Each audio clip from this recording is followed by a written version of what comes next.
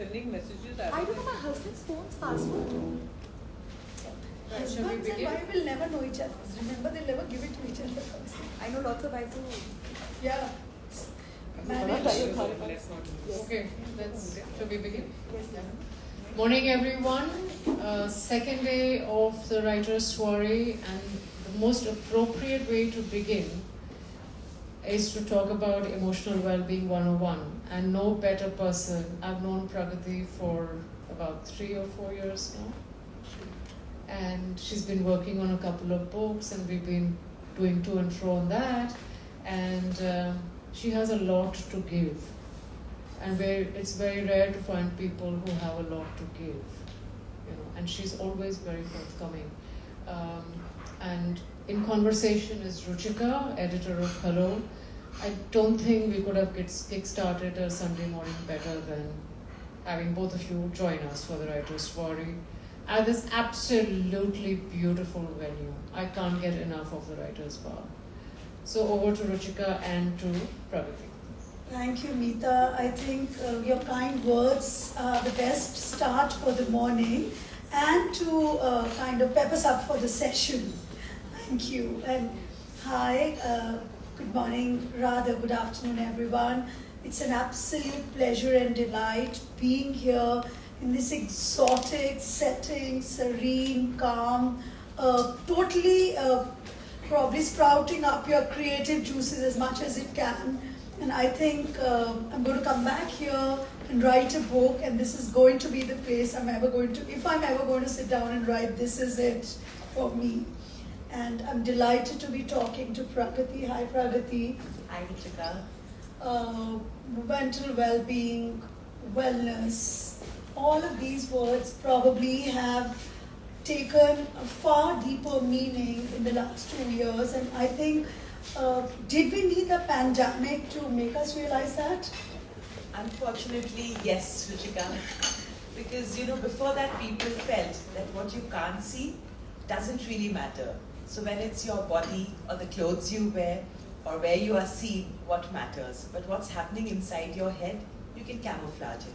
But what the pandemic made us realize is what's really happening here between your 2 years and the thoughts that you are thinking, that's of utmost important.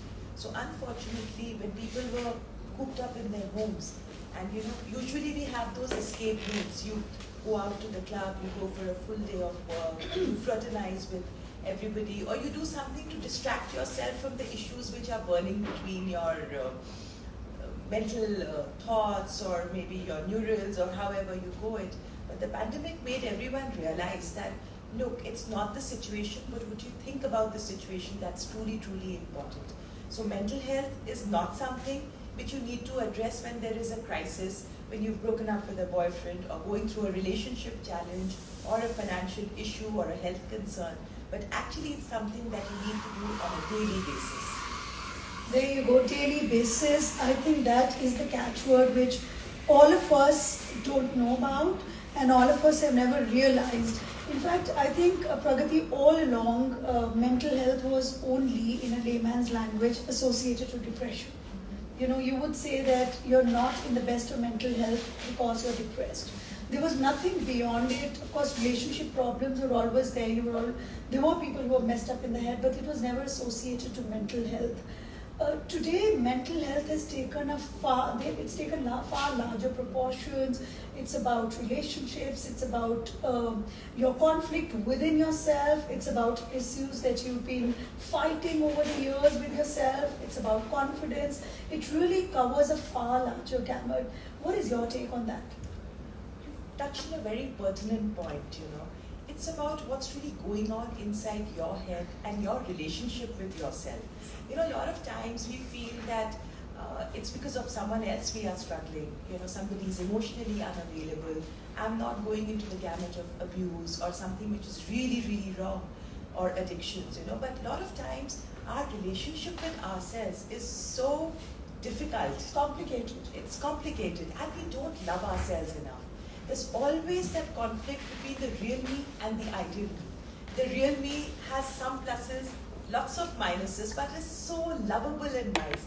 But most of us are like, my body needs to look in a particular way. In fact, earlier in the day we were talking had about this chat about why is physical well-being so much more Yes. important than your and you shared with me how a very celebrated actress, she looked at your thighs and was like, wow, you have such thin thighs, Ruchika, what about me? Yeah, I must share this with you.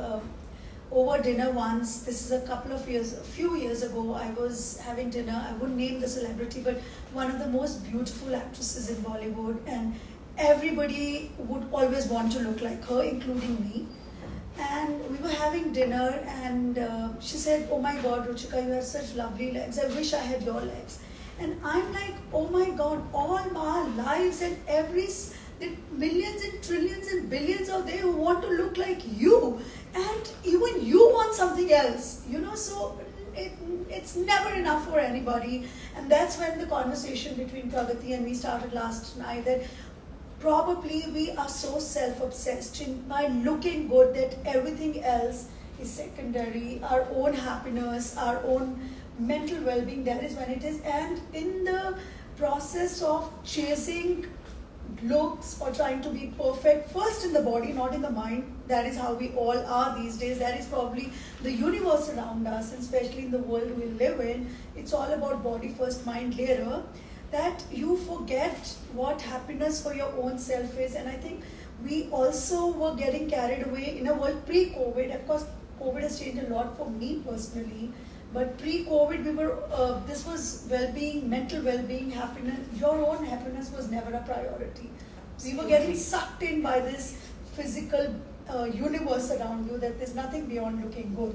Absolutely. And when we talk of happiness, now everyone says that YOLO, you only live once. So satisfy yourself, and have self-love. And as a psychologist, I've seen why self-love. Self-love is because we thrive on human connection. Our need to belong is there. So when we have enough self-love, actually the relationships around us improve. Whether it's with our family members, whether it's with people at work, or even our financial situation, everything. People think that, self-love means bunk everybody, just go have a good time and drop everyone. It doesn't work like that. True self-love or happiness comes when we are very content with ourselves, or there is a zone of emotional well-being where we feel that the positives in a day are much more than the negatives. Like for example, we are here in Udaipur. This is such a beautiful place, but the heat, it's scorching. Now if we focus on the heat, we are not going to enjoy the serenity. I agree. So, mental health is essentially about that. Like every day, it's what you focus on. There's research which says that there are 50% positive thoughts and negative thoughts. Is it a case of whether the glass is half full or half empty? Similar? We always that's your state of mind? Absolutely. That's one way of looking at it. Today, emotional well-being is the glass is there. It's what I choose to do with it. I can fill it up with water, I can fill it up with any other drink, but it's about me. I have a glass to fill up with whatever I want. So my mental health and my emotional well-being is, have an issue, give ear to it. First be aware of things, then give it emotional ability resources, little things that make you feel, wow, what a wonderful day I'm having. Because we human beings have that intellect to focus on what's really working for us. You said first admit there is a problem. So acknowledgement. Let me come to acknowledgement. Acknowledgement probably is the biggest hindrance in seeking help, right? Unless I acknowledge there is a problem and I need help, I will not go out and seek help. Do you see that changing over a period of time? Because that, of course, was the reason that most people did not come out. And also mental health earlier there was a stigma, at least in India, attached to it, that you will be labeled as depressed or mad. In smaller households, she's not normal, she's abnormal. There's an issue with her, and I would speak and I would be miserable with whatever. Do you see that trend changing? Because I also see that a lot of youngsters are coming forth in this. In fact, you're really right, because I have more people whom I see in therapy in their 20s than in any other age bracket. Now, what I need people to realize that mental health is on a continuum. It's like if you take care of yourself, you will feel good about your life in general. But if you don't, you're going to feel miserable about everything. Like if we are here, we could feel miserable about the ray of sun which is coming. Oh, it's too bright for my eyes.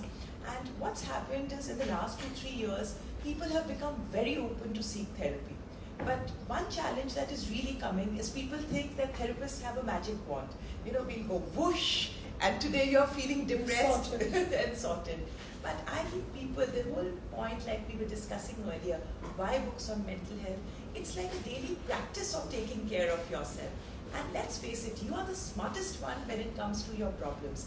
Carl Rogers, the noted therapist, he said, I'm here to help you see yourself in a way where all the skeins of thought which have got entangled, you can put them out. So best therapists are actually like blank canvases, where you throw in colors or blotches of paint, but you make something beautiful of your life. So definitely people are more open with therapy now. However, their expectations are something where they're expecting someone else to do the job for them. And that is the very reason why therapy won't work till you take personal responsibility. Okay. I have a question, probably it's also personal, from a woman's point of view. I'm a working mom, a working woman, I'm an independent woman, I'm a mom, and I'm a single mom. My entire universe at some point of time was my child, like all moms is, and I only have one child. In the process of being an ideal mother, a great editor, keeping your work perfect, keeping your home perfect, I got lost. I got lost. I didn't know when the day was. I was sleep deprived, but it's okay. It doesn't matter. These are the things I would say. Listen, if you want to work and you want to keep you want food on your plate, you have to do this. There were these sacrifices that we made, and honestly, I always thought I'm a great mom. I'm a superwoman because I'm doing all this, and I don't think many women would sacrifice this. So I would pat my back saying that I'm a great one because I'm making those sacrifices, not understanding. Probably there were nights I would cry myself to sleep. So that is when I think this self-love thing probably gets important, because over the years when I was speaking to friends like you or others, they said that if you don't love yourself, you can never love or give love to anybody else. So do you think that is an inherent trait or inherent nature of women, that we tend to put ourselves at the end, and that should change? Absolutely, and we actually think it's a very Indian concept. We are a collective culture where from early childhood women here, be nice to everybody, do what the elders are telling you. You won't be a good girl. Be a good mom. Be a good mom. Housewife, wife. Absolutely. Everything is good about Just keep being a good girl. So, there is a technical term about it called codependency, where you're taught to focus on the other. Usually it's used in alcoholic literature or addiction literature for someone who focuses on the other person at abject neglect to your own self. Now, most of us think, if someone has substance abuse problems, that's the only time where there's addiction. But we forget that the biggest addiction that is there is thought addiction. So all of us, when we obsess about any other person, whether it's about our child or about others around us, what we need to realize that our brain then becomes like the brain of an addict, where you're only thinking about the other person and not about yourself. Where it relates to self-love. You see, today, if you don't look at yourself, how are you going to love yourself? True. So, here, what I would say, a simple tip that works is, Louis Hay, in fact, has really spoken about it, is stand in front of the mirror and look at yourself as though you're the most loving person. Now, all of us have done art as children. As that 4-year-old, my 5-year-old niece loves to come and, show her painting. See. She doesn't care whether it's Van Gogh's painting. She's just so proud of how she's put the colors together or painted inside, And that is self-love. When we look at ourselves, every day just ask yourself, do I look at myself like that in the mirror? I love you, Pragati. I love you, Ruchika. If you can look at yourself like that, that's the start of planting the seed of self-love at yourself. Very, very great point, because I think most of us look into the mirror and say, am I the most beautiful? And we never say, am I the most loved? Yes. That thing doesn't come through enough. Let me come back to your books. There is musings and there is hope. So this probably was your first book, Pragati. Yes. How did this come about? And it says musings and insight into me. And I think it all started with you introspecting about yourself and people around you and realizing that you need help and everybody else needs help, and that's how you came about it. Tell us a bit more about musings. Sure. So what happened, and this book came out pre-COVID times. I remember I had reached out to Geeta and I had just published this book, and very sweetly she told me, Pragati, when we talk of mental health, people don't even want to address what they are going through. But she said, this is a very commendable thing that you are doing because it's something that people can actually relate to. Go ahead. So when I had written this book, I realized there were a lot of things that when I saw people in therapy that I wanted to tell them about. Primarily it was like, take personal responsibility. You are this smart person. You may be young, you may be old, you may be a woman, you may be a man. When you sit across me on the table, all I see is the courage that you have to tackle the issue that you are facing, and you are ready to open your heart out to a rank stranger. For me, that's beautiful, and it shows me the true strength of human potential. You know, when we address issues, we can solve anything. That's God-given blessing to each one of us. And we forget that. So when I wrote Musings, I realized that people needed a talking point.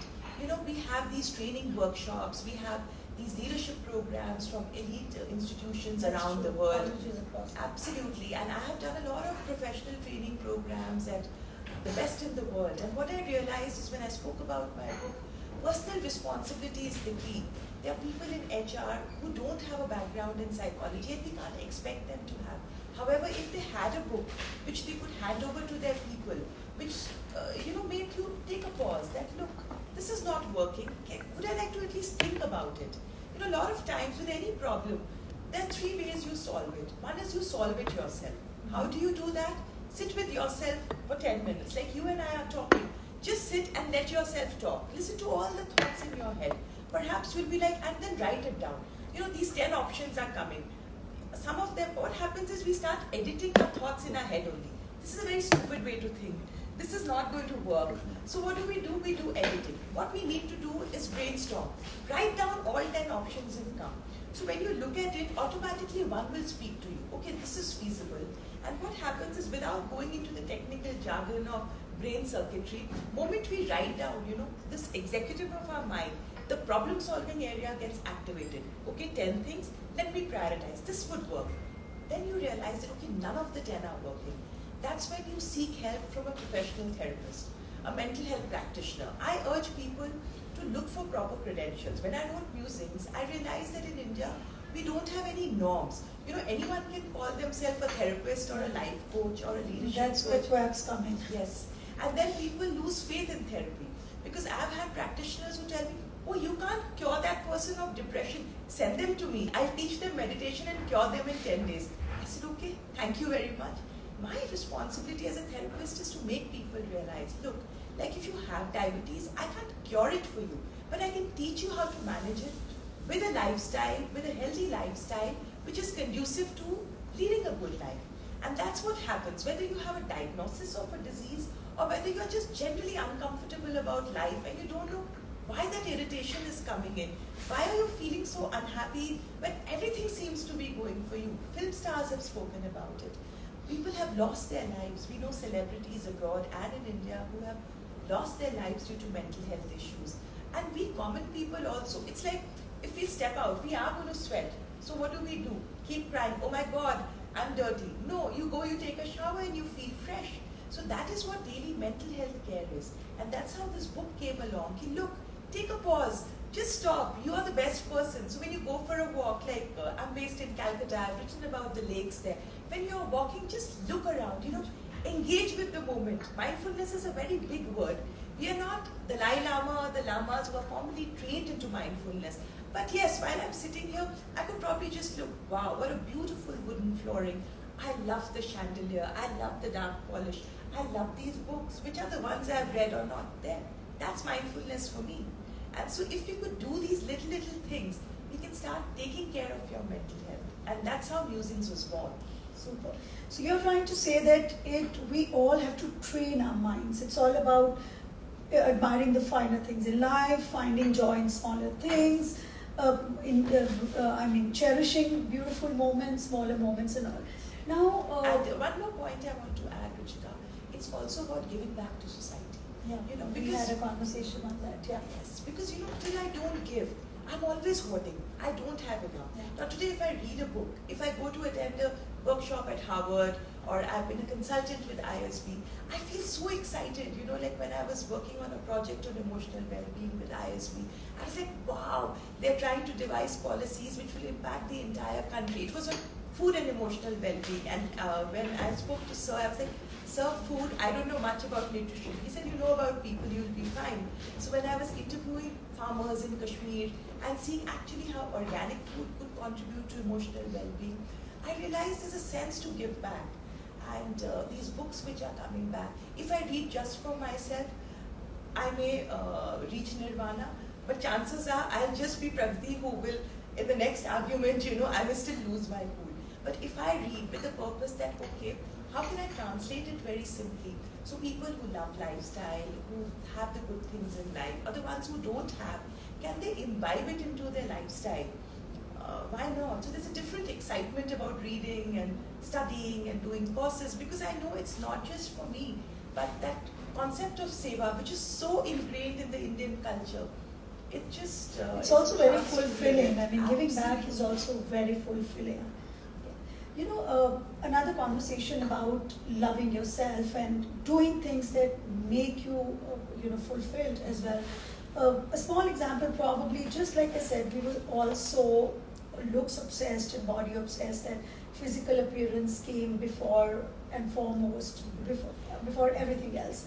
Small instances, in fact, it's a very interesting conversation that Pragati and I had last evening, that all of us in the chase of trying to lose weight, went gluten-free or gave up a carb or whatever, and not realizing how much we craved for carbs, but we said, no, forget it, I will not eat it. I was miserable inside watching somebody else have a naan and butter roti, but I will not want it. Now, where is that happiness? I mean, what is giving me? It's even if I'm thin, I'm not happy, because I'm still craving for the roti, because that carb is a craving, but I am giving it up. Now, that is self-love. How do I balance that out? It's a very pertinent point again you've picked up, Ruchika, because we have to love ourselves. You know, when you have young children, though these days parents do calculate even the calories that babies are having, and I'm not going to go into that debate with you. Insane. But, yeah. So you see, what does a baby do? I'm hungry, the baby just yells. It doesn't care whether you're giving milk, which milk are you giving, whether it's whichever one. Or lactose free or not. So in the same way, A2, A3, whatever's come yes, out. absolutely. So when our bodies, when you're really stressed out, or life doesn't make sense, think of that comfort food that gave you joy. That dadi's halwa, or pakoda, or so many people. I'm personally not fond of pakoda, but so many people say, barish ki sham, samosa and chai. Give yourself that samosa and chai. Yeah. And no one is paying you $1 million for that 200 grams off your body. I agree. So is it worth it to feel so horrible, when probably a simple samosa could solve your problems where hours of therapy wouldn't? Yeah, that was a big take class for me personally last time, that how much we deprive ourselves of small things that make you happy, including a carb, which I said, no, carb is going to make me put on weight. I'm not eating carbs at night and I'm dying and probably sleeping hungry, and maybe I'll go to, I'll be miserable sleeping hungry. Exactly. And then you will take melatonin tablets. You'll be like, I need a shrink, I have insomnia. Next day when you are distracted at work, you're like, something is going wrong. When all you probably needed was a simple samosa or dal roti to go off to sleep. So that dopamine, serotonin is naturally produced in your body. You don't need supplements, but you have to give yourself basic things. And there's research which says that the grade that you have grown up on actually is good for you. Look at the Japanese, how thin they are. Yeah, and they rice. have rice. Yeah. They have rice. Yeah. You look at people in Rajasthan, you look at these ladies when they do the dances, and they are ramrod skinny, and they are vibrant. It's with only life. ghee. It's only ghee and you name it. They don't have vegetables, they don't have so many things. Yeah. But if you live locally, you need to eat locally. And for mental health to really be your best friend, your mental health, you need to eat in a way where you feel good about yourself. So food does play a very important Absolutely. part for all our beautiful women Yes. here. Food does play a beautiful part. So eat what you want to, And exercise. even if you don't. Even if you see, the whole point is life is about balance and integration. If you remember, all of us have grown up with a variety of subjects. Why? So that a little bit of philosophy, a little bit of mathematics, a little bit of English, creativity, those are the basics of our education. It's a very good point. Yeah. So in the same way with mental health, balance is the key. As you age, perhaps you don't need as many carbs. That's okay. Yeah. But have enough to satisfy yourself, and don't be a banya about food. And keep 200 grams of this, 4 pistachios. Yeah, you have a health concern, please go ahead. Yeah. And all shapes and all women look good. Now when we talk of body types. Yeah, that is because the new trend, of course, again, it's all post-COVID. It wasn't pre-COVID. This inclusivity, love yourself, there's no body shaming anymore. I think this COVID probably, besides mental health and well-being, it's brought a lot of positive changes in culture and society also. Yes, but inclusivity being one of them in terms of body and skin. See, but what is happening, the good thing about COVID was children saw their parents live a lifestyle and they imbibed. Once I was so perturbed, there was a 7-year-old who wanted to go measure herself because she saw her mom measure herself and weigh herself every single day. So, you take an inch tape, you're measuring every body part, and that concerns me because that child has learned that unless and until I'm not of a particular weight or shape, I am not good enough. So, if that early in life you pick up that you can't love yourself the way you are, it will always be a challenge. Yeah. So I urge people to love their bodies and take care of them. Like you raise a newborn baby, you feed the baby well, but you take care of everything. So I'm not going to have a debate with any health fanatics here or anybody who believes in anything. All I urge is find that sense of balance that makes you love yourself for who you are.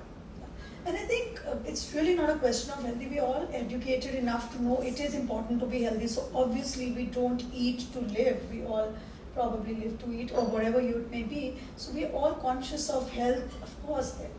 Pragati, another very important aspect, in this conversation should be, like we said, there are more youngsters coming forward to seek help. There are more youngsters addressing problems.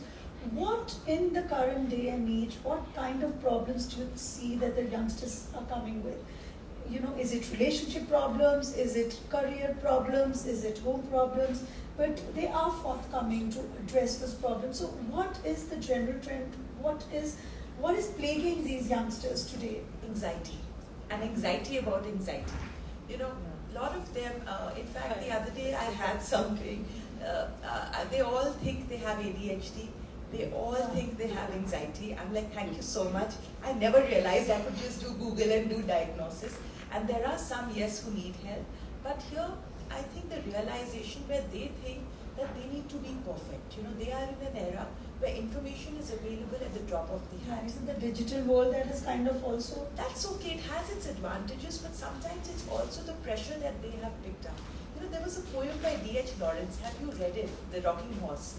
As a young child, that spoke about how this child felt that there was not enough money in the house. So the child sat and on a rocking horse, and he knew how to, he could visualize numbers and on a lottery, and how it's a very sad poem, but that's what has happened to children today. They sense that I have to be successful, I have to have the perfect body, I need to be a national level swimmer, I need to go to that elite institute. Yeah. So rather than being children, they are like hotshot Competitors. career people, and they don't have the bandwidth to balance so many things. I think this also stems from the fact that the parents are competitive. Absolutely. Thank you for saying that. Yeah, I didn't want to say it. I'm one of the moms. I go to a school. My son goes to one of the schools where the moms are extremely competitive. And I think before they are even out of the tummies, there are music classes and piano classes lined out for the baby. Yeah, it's You want a picture perfect, best looking baby and the most talented baby and an Einstein all in one. And it's not going to work. Kate Spade, Robin Williams, we have enough examples, you know. And here, you know, I always tell parents, what was your grade? What was your husband's grade? Or your partner's grade? Average it out. So if one got 50 and one got 90, which was the norm? Be happy with 70. 70 is good. Which amongst you is a world-class athlete? Yeah, Which amongst you was Vithurin? I think parents are more pushy and aspirational to see whatever their unfulfilled dreams are through the child, and that probably is the harshest thing to do to your child. Is when you want to live your dreams through your child. Yes, this vicarious It's living harsh. is what is really plaguing society today, and we need to simplify our life. You know, there was this saying, "Thoda hai, thode ki zarurat hai." If you have that mindset, the sky is the limit. You're going to skyrocket yourself. You know, if you're meant to have a quantum leap, whether in your profession or personal life, no one can stop you, because you will focus your dreams, your aspirations, and your values, and you'll work hard. And with your skill set, you will reach the zenith. Whether it's in travel, whether it's in life experiences, or whether it's in relationships. But if you are only not anchored in yourself, how do you skyrocket? You know, that tethering of the mind, where you can just still it enough to know what is important to you. True. And I also notice, again, as a mother of maybe my son is today a teenager, 13-year-old, and you know, the pressure that we as parents put on our children, or the peers, or the competitiveness, or the environment of competitiveness in which we are bringing them up, is the start of mental problems. They grow up with this, they grow up with pressure, they grow up with, they've lost child. Of course, childhood is over. Everything is over, right? Because of us, we probably thrust so much on them. They are like tin soldiers doing exactly what we want, and they want exactly what we want them to do, forget about what they want to do. And I think it is the root starts there, because they are not being able to do what they do, they are not happy in their mind, there is conflict, there is strain, and I feel that is where we bring up complicated children, we bring up complex children, and that's when mental health gets all messed up. Very true. You know, So Khalil what is your advice to parents like us that leave your kids? Simple, one which Khalil Gibran says, your children are passing through you.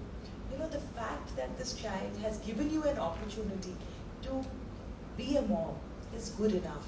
We don't need to expect anything else. And every child has his or her own journey. We of course have the story of Maharana Pratap and how his mother shaped his destiny.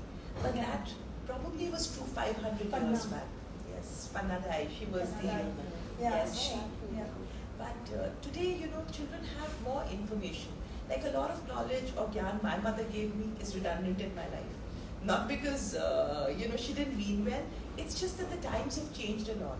Now, like digital technology, we frown on it and we are digitally challenged. Meeta and I were having this conversation a little earlier on. We are happily digitally challenged.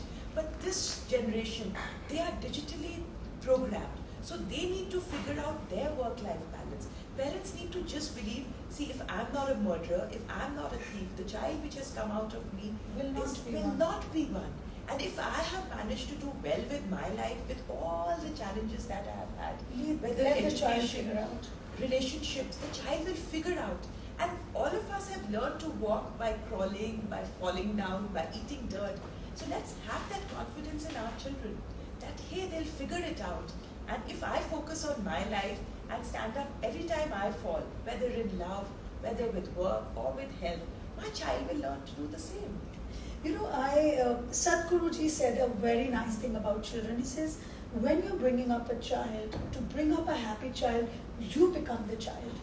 Do not become the adult and expect him to be the adult like you. So that was one thing. I mean, there was a whole lesson, there's a whole topic on, if you go on YouTube and you hear to Sadhguruji, you hear it out. It's so fabulously said that when you become a child with your child, you're bringing up a happy child. But when you expect a child to be the adult like you, you're in for trouble for a lifetime. You know, this is so pertinent, and that's where positive psychology is becoming so big now. Because earlier on, the third wave of psychology spoke about problems, labeling, early childhood experiences. Now, and all cultures, whether we talk of Buddhism, whether we talk of Hinduism, Sufism, Christianity, all they tell you is that focus on yourself, give back to society, and connect to that spiritual power within each one of us. Now, all of us are breathing. We're not thinking, I need to breathe, I need to breathe. We're not on the ventilator, but we all are breathing. We are not even aware of it. So for our emotional well-being, what we need to do is really stop and actually realize we don't need to focus on that child. That child is smart and intelligent. That child can figure out, will fall, but I have the confidence there's a higher power up there. Like God watches over all of us. And if we take a minute, we realize at those moments in life where we thought nothing was working for us, something good came out of it. Yes. So let the child and the God of his or her understanding deepen that connection. So that is really the need of the hour. Secondly, I think when we talk about mental health and emotional well-being, invest in some quality time every single day. Maybe reading something that helps you understand, like that smudge. Like if you go and you have a smattering of dirt, you need to see it to wipe it off, either use a cleanser or take a full shower. So even with mental health, if you are not feeling good about something, take a minute, talk to yourself. Is it something that I just need to give a little bit of priority to, or is it something that needs an intervention? Or do I need to let it go and trust God? So when we talk of mental health, what Martin Seligman and whoever's spoken of positive psychology is psycho-spiritual development is the way forward. But if your mind is always dirty and clogged with the thoughts which are bringing you down, spirituality doesn't stick. So for spirituality to stick also, we need to first be aware. How do we do that? We need to do some exercises to understand. I'm getting disgusted with this. Why am I disgusted? What made me feel disgusted? What is my experience with disgust? Okay, I am disgusted, but do I need to give it off to the person in front of me? Or can I just be calm and resilient in spite of not getting what I want? So when I start having these conversations with myself, what happens is my emotional strength goes. I'm emotionally resilient, and over time, emotional well-being is a lifestyle for me. It doesn't matter what's really happening. It's like we create an air-conditioned environment, however difficult life is. It's always soothing, but yet, in spite of it, if it rains suddenly, I would need to tweak the temperature a little bit. I learned to tweak my own temperature so that my emotional set point is always uplifting. And when it's not, I can take a pause. It's a very good point. You said when we are cold in the room, we adjust the temperature. So train your mind, try to push back the negative thoughts, try to see good things in life, and life will change. Absolutely. Pragati, before we end on this is, I just flipped through a few pages, read a few of them. This is really it's very interesting about how you told a story about through kids, Kabir and Ryan and all of this. How did this book come about? Because I realized... Let's hope. Stories for a healthy mind. And who did you write this book for? I wrote it for parents. And for parents and children to have essential conversations about mental health. Now, I don't know a single parent who doesn't want the well-being of the child. But somehow, they don't know what to talk. How to talk about mental health. There's also the fear that, बच्चों को depression के बारे में बोलेंगे तो बार-बार बोलने लग जाएंगे कि मेरे को डिप्रेशन है. So with this book, parents and children can have a conversation about mental health. Also, parents have some tips here how to raise the self-esteem of children. And also schools, teachers, they are the best contact point for children. The first people outside the family microsome. So, when a teacher just smiles at a child, she uplifts that child's self-confidence like nothing else. Yeah. If the child is distracted. So that basic counseling skills, what we talk about, empathetic listening, if a teacher gives it to a child, a lot of mental health disorders could actually be nipped in the bud. And just taking from where you are, what you're saying, do you see EQ coming into play in schools along with IQ? It was all about IQ earlier, but today, even in our schools, there are lessons on EQ, Yes. emotional quotient. Yes, and the new education policy actually has mental health and emotional well-being coming in. So I really hope that such books and more which are coming are part of our school curriculum. So like a child learns A is for apple, the child needs to learn A is for appreciation, self-appreciation. So where we talk of basic phonetics, where we talk of linguistics, or 2 plus 2 is equal to 4, it's never 2 plus 2 is equal to 5. If we have books on mental health, ABCs of emotions, children will learn good, bad, ugly. Human life is beautiful. I can create a world of beauty for myself, irrespective of the fact whether my parents are fighting, not fighting, they like each other, whether I'm from a small town or from a metropolitan city, whether I'm wealthy or not so wealthy or wealthy in my mind, it really doesn't matter. So I definitely see EQ coming to the forefront now.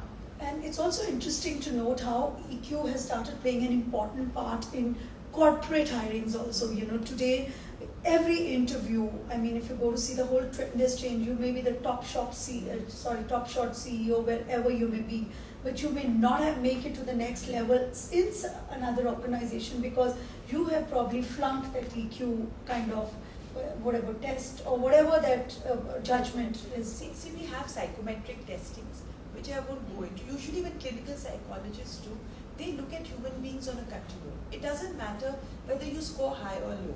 It's like, I like to draw, but I'm not an artist. Sometimes I just like to put blotches of color together and I feel happy. This is therapeutic. Yeah, in the same way, EQ, you need not have the highest EQ. But even if you don't have, whatever you have, how to make that work for you?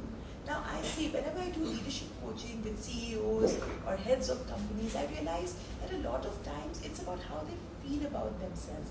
Sonam Kapoor has gone on record to say that I always feel fat because when I was a fat person, I always feel I'm fat. So CEOs also many a times feel very poor. They may be heading companies and hundreds of CRs and people have lifestyle experiences, they are going on private jets, they are doing a lot of things. It's still incomplete. Yes. So what my thing is, when you're looking for a business coach or a leadership coach, look for someone with a background in mental health who will connect you to yourself, because this distance between the real me and the ideal me is what plagues most of us. Yeah. So whoever can help you bridge that is the person, whether it's in training managers across organizations, whether it's the head of the organization or the head of the country. I think the need of the hour is just bridging that gap. I am good enough, and that's what life is all about. And it's also very heartening to see that today most organizations are imbibing the concept of well-being.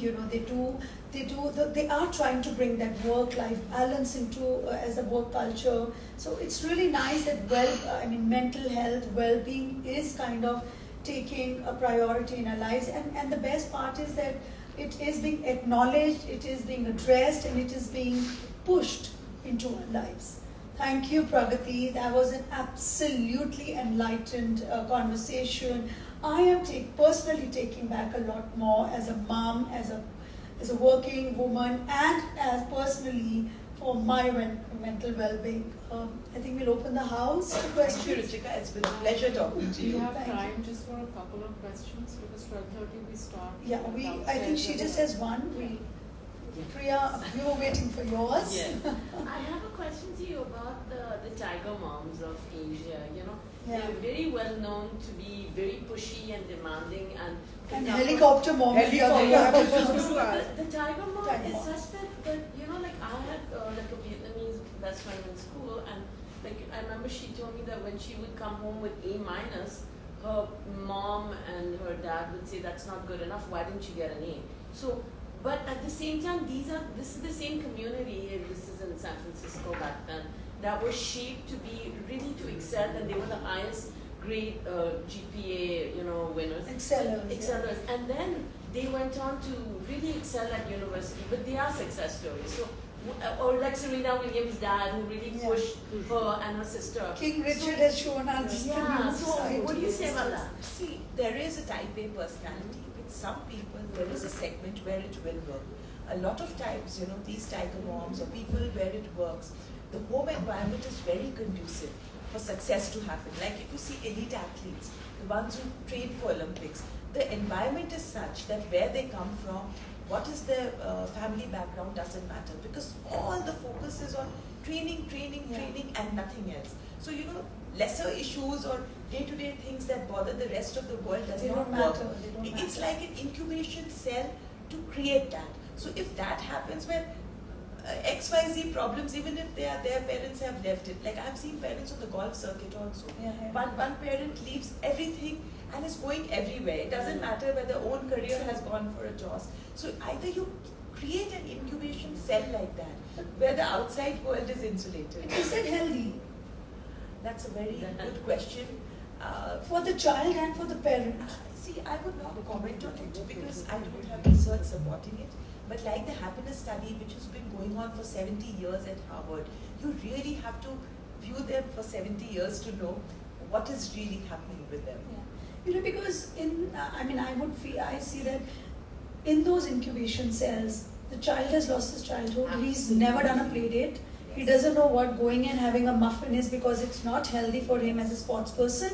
The parent's career has taken a backseat, so the mom or the dad is not that happy because he's missed out on life, so he's not there. So there is an imbalance somewhere there. You may have produced a world-class athlete, fine. Those laurels are going to come back, but in the process, how much have you missed out? Very, very true, Ruchika. And that's exactly the point why these books came along. Because as a therapist, it's not my job to judge anybody, whether you're a tiger mom, whether you're a passive mom, or you're a very involved mom. Here, my job is, do you want to work at yourself, and is it worth it for you? If your answer is yes, go ahead. It's between you and your journey as a human being. If that works for you, go ahead. Who am I to really give my 2 bit to you? But if you feel that the cost is too much for yourself or your child, perhaps you need to take a pause. Yeah, you may not produce an Olympic athlete, you may produce a national level, which is fine, but you still have a happy child at home. Absolutely. And that niggling feeling at the back of your mind, what I have felt, that's what brings most of us down. That am I being too hard on his child? If that is not there, then you've done a good job as a mom. These were the resources with me, and I tried my best. And yes, I've made my mistakes, but there's a God up there who will probably forgive me cover up. and cover up. Yeah. Thank you everyone. Thank you for listening. Pleasure. Likewise. So we know even this was one of those sessions that we didn't want to stop talking or listening to our speakers, but Endless topic. yeah, but we need to move down for Anahita's masterclass, full demonstration for 2 of the very intrinsic